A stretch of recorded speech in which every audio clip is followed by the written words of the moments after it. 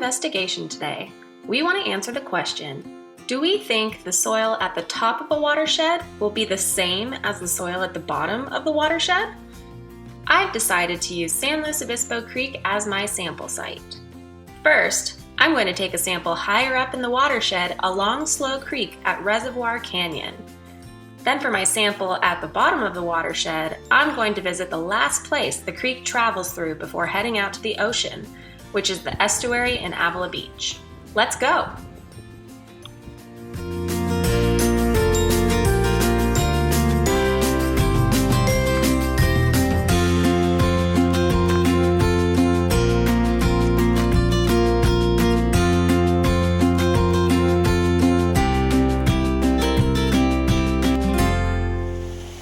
Welcome to Reservoir Canyon. So we are actually at the top of Slow Creek, which leads from the Santa Lucia mountain range all the way down through Slow and into Avila Beach. So we're going to go ahead and take two samples today. We're going to take a soil sample from here. I might take a little bit from the actual bed and then some right next to the creek. And then we're going to do the same thing when we get down to Avila and see if they're any different. So I'm going to go ahead and get my sample container out for our upstream.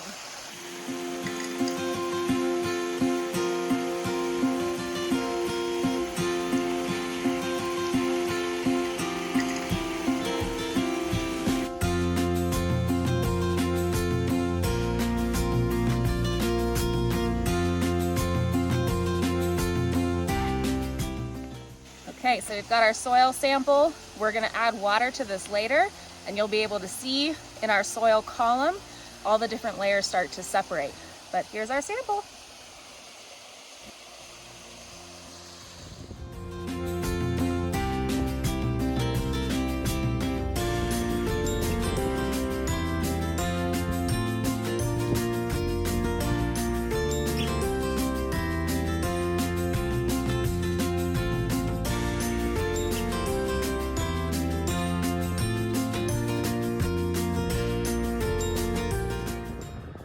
So we are now in Avila Beach at the very bottom of Slow Creek, all the way downstream. So we were at Reservoir Canyon, all the way up the hillside, and that creek wanders all the way through Slow, down to here and into the ocean.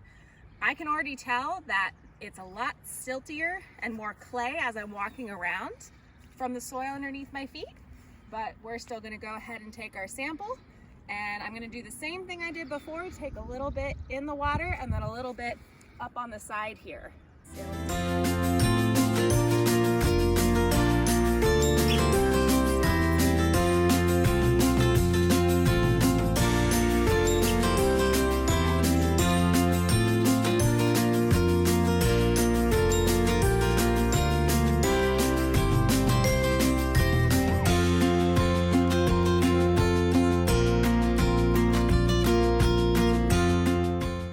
Now let's go compare this to the one from upstream and see how they look.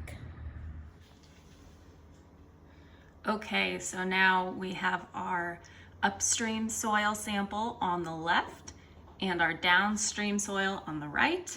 So now that we're back home, we're gonna go ahead and put some water into both of them.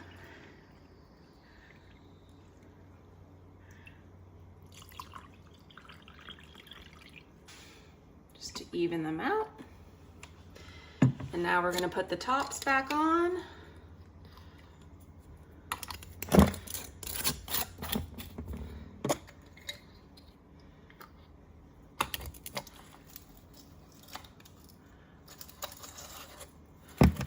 And then we're going to shake them.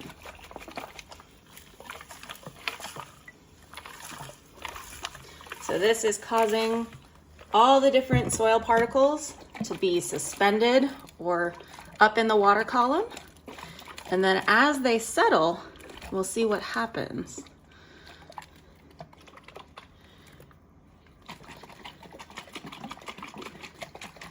This one's got a lot of stuff stuck on the bottom, so I'm shaking it really well until it's all shook up.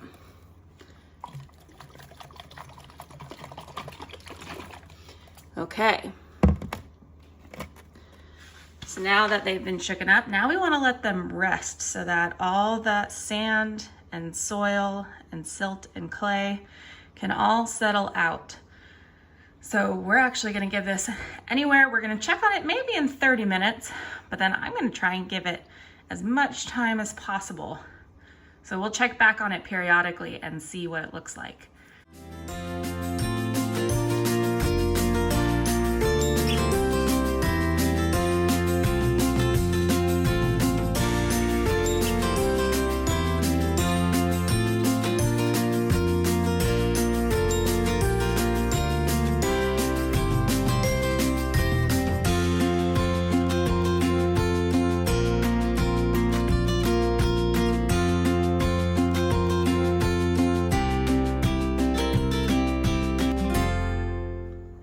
Good morning.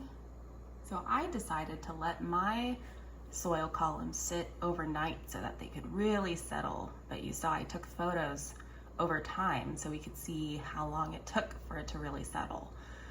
So looking at both of these, remember this is our upstream on the left here and our downstream on the right. You can see that the soil is so different. So on the left, you can notice there's a lot more rocks, and then there's also a very small layer of sand and a very small layer of, I want to say, clay or silt. And then if you look at the downstream side, it's almost completely of sand. And then there's a small thin layer on the top of silt, and then maybe some clay. And do you guys notice anything that's floating? I'm gonna move my camera a little bit. You notice all that's floating at the top? That is humus. So that is our organic material. And it's interesting to note that the upstream had a lot more humus in the water than the downstream. So if we think about what's happening when we make these soil columns is, as you shake it up, the different weights of the different sizes of particles, they settle at different rates, and so that's how we get these different layers. So our heavier, larger sized soil will settle first. So that's why we get our rocks on the bottom, our gravel, and then you get your sand, and then you get silt, and then clay and humus. Very cool. I'm gonna get a close up so you can see it really close. Remember, this is our upstream. Lots of rocks and just a little bit of silt on the top and lots of humus. And then over here, remember, is our downstream. We get lots of sand. If you look closely, there's a couple of rocks down in there, but not a lot. And then there's this little layer on the top that is our clay or our silt.